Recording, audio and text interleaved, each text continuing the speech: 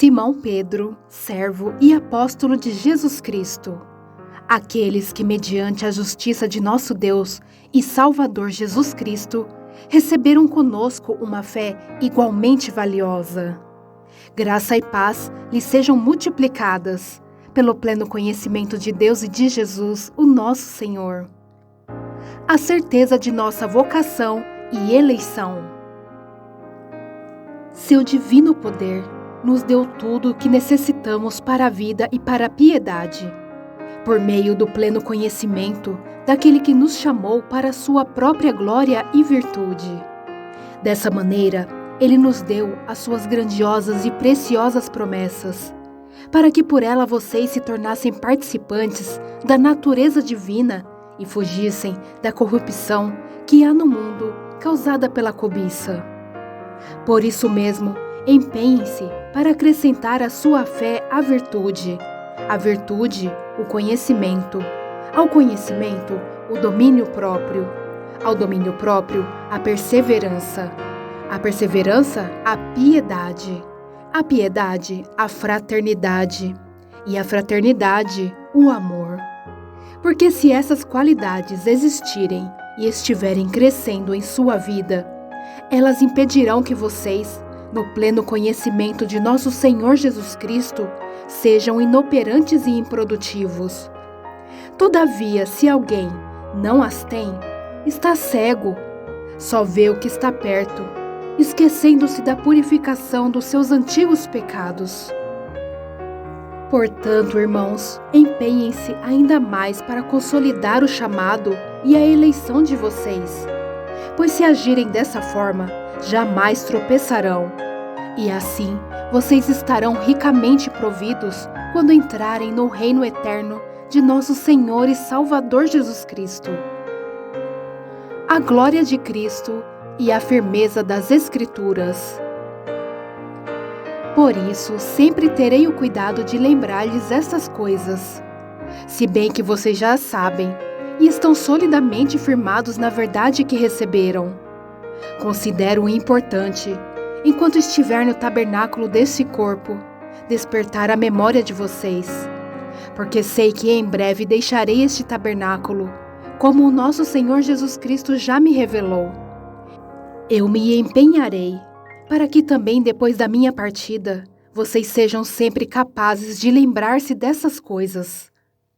De fato, não seguimos fábulas engenhosamente inventadas, quando lhes falamos a respeito do poder e da vinda de nosso Senhor Jesus Cristo. Ao contrário, nós fomos testemunhas oculares da sua majestade. Ele recebeu honra e glória da parte de Deus Pai, quando da suprema glória lhe foi dirigida a voz que disse: "Este é meu Filho amado, de quem me agrado." Nós mesmos ouvimos essa voz vinda dos céus, quando estávamos com ele no Monte Santo.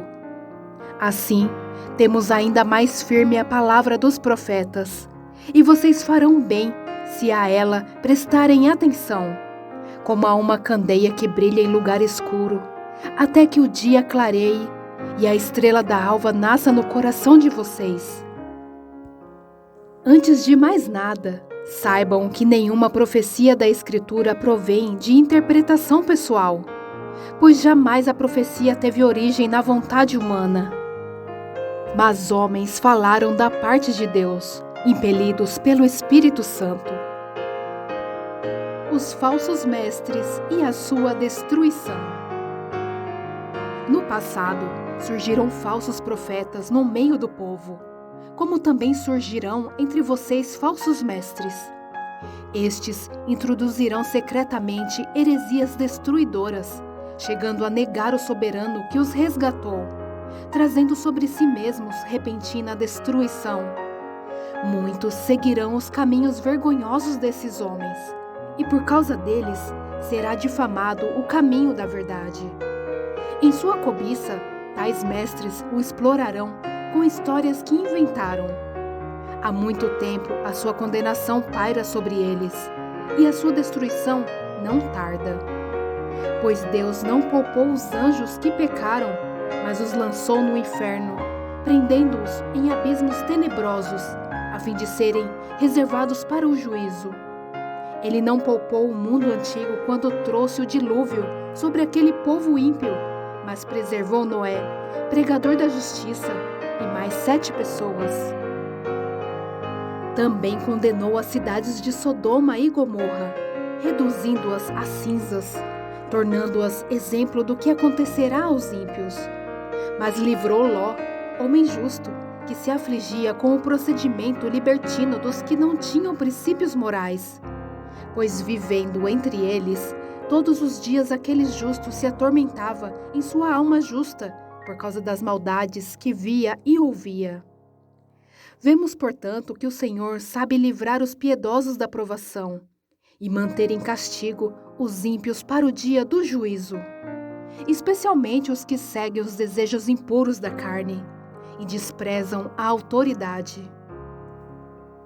Insolentes e arrogantes, tais homens não têm medo de difamar os seres celestiais. Contudo, nem os anjos, embora sendo maiores em força e poder, fazem acusações injuriosas contra aqueles seres na presença do Senhor. Mas eles difamam o que desconhecem e são como criaturas irracionais, guiadas pelo instinto, nascidas para serem capturadas e destruídas. Serão corrompidos pela sua própria corrupção. Eles receberão retribuição pela injustiça que causaram. Consideram prazer entregar-se à devassidão em plena luz do dia. São nódoas e manchas, regalando-se em seus prazeres, quando participam das festas de vocês. Tendo os olhos cheios de adultério, nunca param de pecar, iludem os instáveis, e têm o coração exercitado na ganância. Malditos! Eles abandonaram o caminho reto e se desviaram, seguindo o caminho de Balaão, filho de Beor, que amou o salário da injustiça. Mas em sua transgressão foi repreendido por uma jumenta, um animal mudo, que falou com voz humana e refreou a insensatez do profeta. Esses homens são fontes sem água e névoas impelidas pela tempestade. A escuridão das trevas lhe está reservada, pois eles, com palavras de vaidosa arrogância e provocando os desejos libertinos da carne, seduzem os que estão quase conseguindo fugir daqueles que vivem no erro. Prometendo-lhes liberdade, eles mesmos são escravos da corrupção, pois o homem é escravo daquilo que o domina. Se tendo escapado das contaminações do mundo por meio do conhecimento de nosso Senhor e Salvador Jesus Cristo, encontram-se novamente nelas enredados e por elas dominados. Estão em pior estado do que no princípio. Teria sido melhor que não tivessem conhecido o caminho da justiça, do que depois de o terem conhecido, voltarem as costas para o santo mandamento que lhes foi transmitido. Confirma-se neles que é verdadeiro o provérbio: o cão volta ao seu vômito, e ainda, a porca lavada volta a revolver-se na lama. O dia do Senhor. Amados, esta é agora a segunda carta que lhes escrevo. Em ambas quero despertar com estas lembranças a sua mente sincera, para que vocês se recordem das palavras proferidas no passado pelos santos profetas e do mandamento de nosso Senhor e Salvador, que os apóstolos de vocês lhes ensinaram. Antes de tudo, saibam que nos últimos dias surgirão escarnecedores zombando e seguindo suas próprias paixões. Eles dirão: o que houve com a promessa da sua vinda? Desde que os antepassados morreram, tudo continua como desde o princípio da criação. Mas eles deliberadamente se esquecem de que há muito tempo, pela palavra de Deus, existem céus e terra, esta formada da água e pela água. E pela água, o mundo daquele tempo foi submerso e destruído. Pela mesma palavra, os céus e a terra que agora existem estão reservados para o fogo, guardados para o dia do juízo e para a destruição dos ímpios.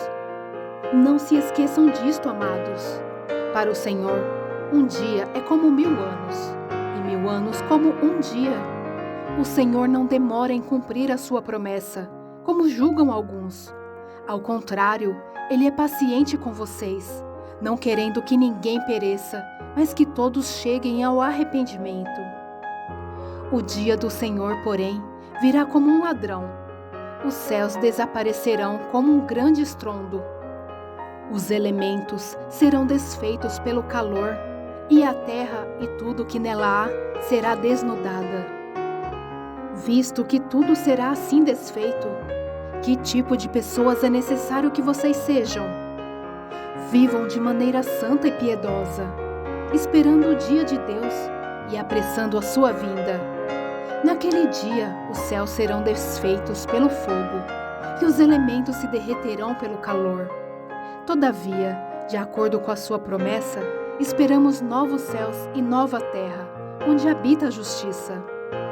Portanto, amados, enquanto esperam estas coisas, empenhem-se para serem encontrados por Ele em paz, imaculados e inculpáveis.